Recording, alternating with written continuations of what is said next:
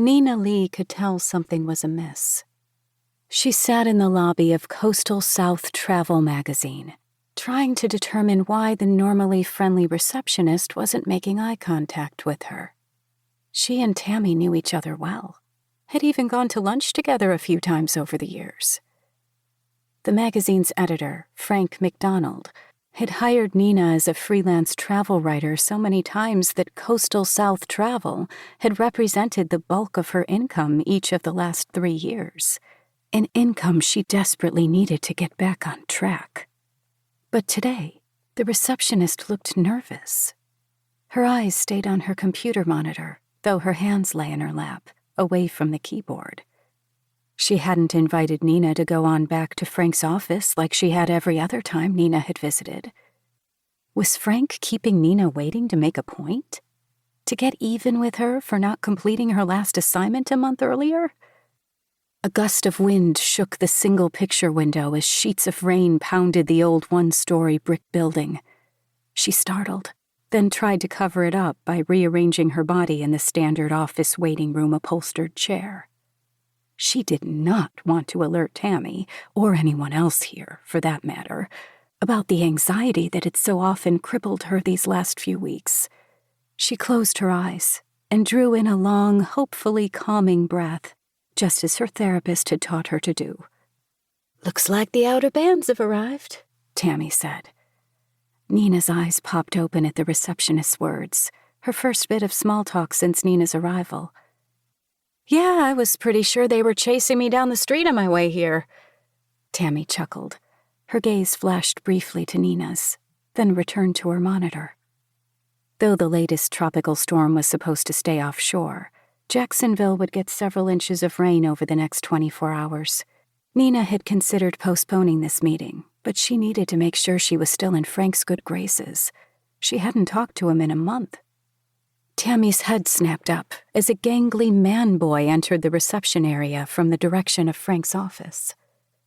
He had close-cropped brown hair and wore slim-cut khaki pants and a light blue Oxford. "Ms. Lee?" he asked. Neena stood. "Yes?" He looked to be maybe in his late 20s, about 5 years older than her daughter. He held out his hand. "I'm Justin Reed." She glanced to Tammy, whose gaze was once again suspiciously unmoving from her computer screen, then back to Justin. "Who was this guy?" She shook his hand. "Neena Lee." "Lee is your last name, right?" he asked.